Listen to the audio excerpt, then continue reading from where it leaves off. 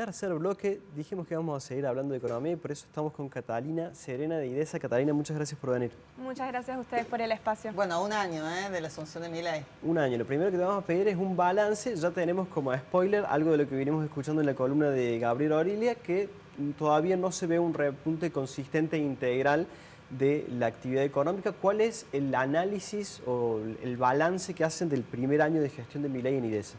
Bueno, durante este primer año el gobierno de Milei aplicó un plan de estabilización muy agresivo que tuvo como contracara, ¿no?, lo que fue la recesión del primer semestre, pero bueno, que tuvo como importantes logros, entre ellos el más destacable, ¿no?, es la desaceleración del crecimiento de los precios. Pasamos de estar al borde de la hiperinflación en diciembre con un 25% de inflación mensual a tener ahora el último dato de IPC de noviembre que rondó el 2,4%.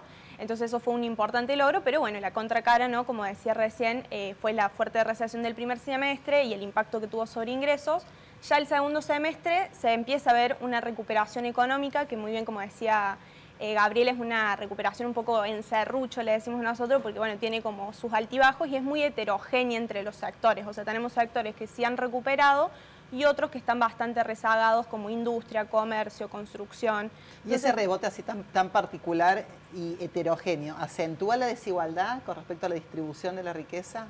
Bueno, a ver, los datos de distribución de la riqueza han marcado que ha aumentado esa desigualdad, ¿no?, principalmente los datos que tenemos del primer semestre, según lo que tiró INDEC, pero que en realidad más que con la recuperación económica puntualmente tiene que ver por ahí con lo que ha sucedido con salarios también en el primer semestre, que al estar tan golpeado por la inflación de los primeros meses, que fue muy alta, y no tener una recuperación a la par, tuvimos una pérdida del poder adquisitivo de los salarios muy importante, que recién ahora se empieza a ver una pequeña recuperación, ¿no?, con respecto a lo que fue principio de año, que ya se ve en el índice de salarios que por ahí los registrados privados, incluso los informales, empiezan a recuperar con respecto a lo que fue enero. ¿Y qué número aproximado promedio de pérdida de puntos con respecto al salario? Bueno, ahora ya se ve que con respecto a principio de año se han equiparado, pero por ahí todavía vemos una pérdida de un 1, 2, hasta 5% con respecto todavía a lo que fue diciembre y enero y noviembre, que fueron meses malos también, ¿no?, porque ya veníamos con los salarios muy golpeados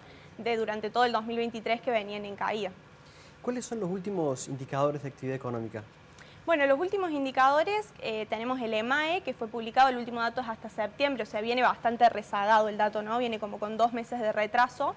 Pero en estos últimos datos se puede ver eso, ¿no?, algunos ganadores por ahí, como puede ser el agro, la minería, que muy bien lo anticipaban en el bloque anterior.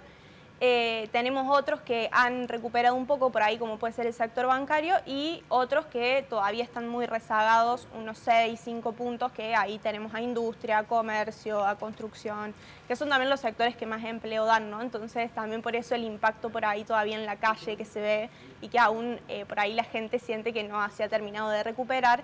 Vamos a ver si de acá a lo que sigue el 2025 los salarios empiezan a remontar un poco más.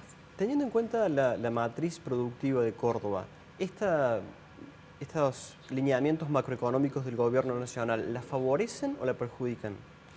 A ver, en algún punto la estabilidad macroeconómica y fiscal que se ha logrado durante este primer año es algo muy positivo, ¿no?, para todos los sectores, porque te brinda un poco un panorama de estabilidad hacia lo que viene para el año que viene, de poder planificar. Entonces eso nosotros desde IDESA lo vemos muy positivo, porque lograr bajar la inflación, ahora como reciente logro tenemos, ¿no?, el achicamiento de la brecha cambiaria, que ya prácticamente no hay, la baja del riesgo país.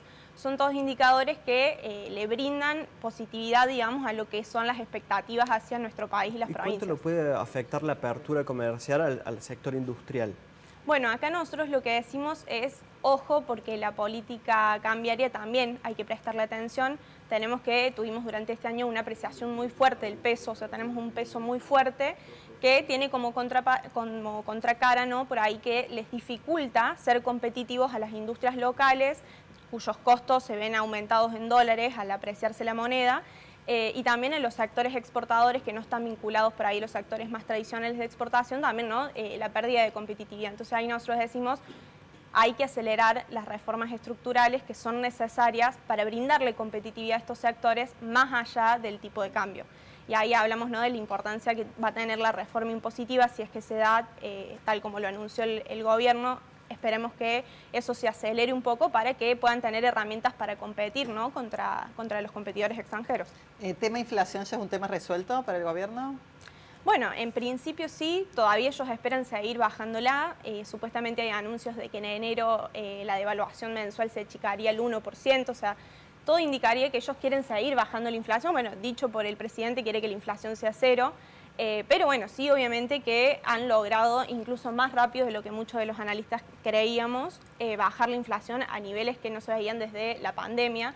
Entonces, bueno, ya eso se considera algo muy positivo, han logrado controlarla, ahora hay que ver si pueden seguir rompiendo, ¿no? Por ahí estos pisos del 2% que se ven un poco complejos cuando vos ves por ahí un núcleo del 2,7%, todo te indicaría que no va a ser tan fácil por ahí romper ese piso del 2% mensual. Pero bueno, vamos a ver qué se logra.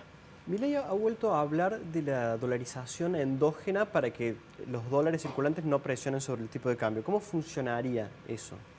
Bueno, la dolarización endógena básicamente consiste en que haya una escasez de pesos y que la gente por sí sola empiece, digamos, a suplantar lo que sería el peso por los dólares, que un poco también es lo que anuncian, ¿no? Esto de la competencia de monedas, de desregular la economía para que la gente pueda comprar, vender y hacer contratos en dólares.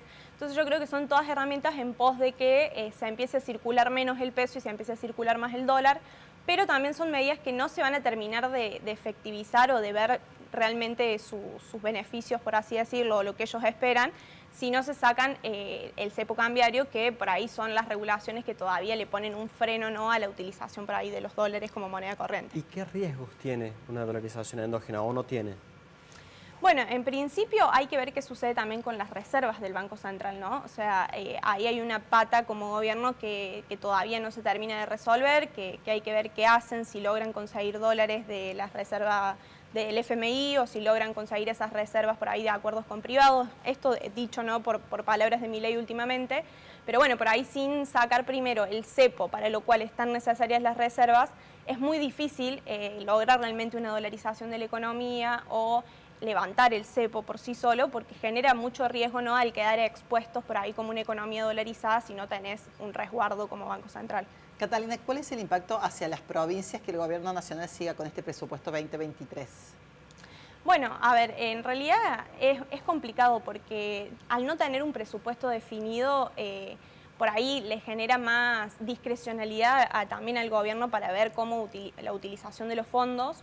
Hay que ver también qué se hace con las provincias, porque hablaron de darle mayor autonomía impositiva, entonces también hay que ver qué acuerdos se hacen en materia de ingresos para con las provincias, y en base a eso también vamos a ver realmente cuáles van a ser los efectos para las provincias, porque si realmente logran esto de la autonomía impositiva, que se está hablando de un super IVA, podrían por ahí las provincias empezar a ser más independientes y hacer un uso de los fondos más independientes, ¿no? Hablando de la parte de coparticipación y demás, que eso les brindaría mayor independencia más allá de lo que decía el gobierno nacional.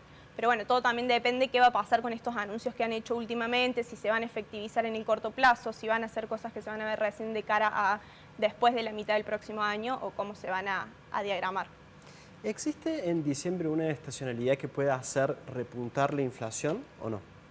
Bueno, diciembre es un mes que está afectado también, ¿no? Por el aguinaldo, por gastos que tienen que ver con las fiestas y demás, que eso puede hacer que la economía esté un poco, o sea, se acelere un poquito más el ritmo por ahí del consumo y demás, y que eso pueda llegar a tener algún efecto sobre la inflación.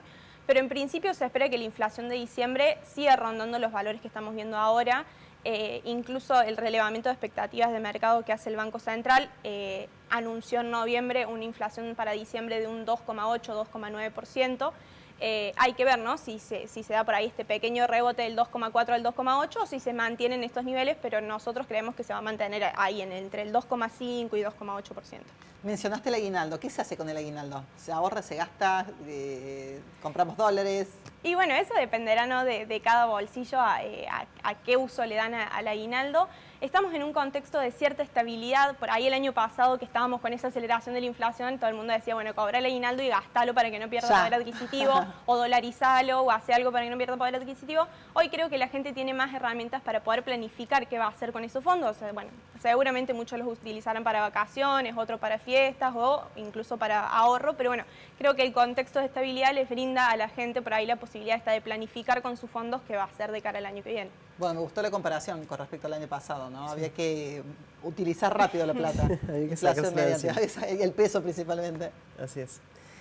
Catalina, si te pedimos no sé si la hacen desde IDESA, pero así como nos diste una semblanza del primer año de gestión de Milei a nivel provincial, ¿cómo ven evolucionando la economía de la provincia de Córdoba? Bueno, nosotros no hacemos un análisis puntual a nivel provincia, pero sí vemos como positivo que se ha mantenido, ¿no?, esta política que se venía trayendo en el gobierno provincial de mantener ordenadas las cuentas públicas, a pesar por ahí de las complicaciones que surgieron a principio de año cuando el gobierno nacional anunció que se iban a recortar ciertos gastos con los que capaz el gobierno provincial ya contaba. Entonces, bueno, se tuvieron que reacomodar las provincias, ¿no?, sus presupuestos y demás a cómo se iba a hacer el año 2024, pero creo que Córdoba salió bastante airiosa y pudieron desempeñarse durante este año bastante bien, manteniendo, ¿no?, también su plan de obras públicas. Entonces, bueno, desde ese lugar vemos muy positivo lo que se ha logrado a nivel provincial también. Catalina, muchas gracias por venir, ¿eh? Feliz cierre de año. Muchas gracias a ustedes y felices fiestas. Gracias. Muchas gracias, muy amable. Bueno, estamos en Alfil, nos vamos al corte. Tras esta pausa se viene nuestro compañero Dirty Ortiz con la columna cultural. Ya venimos.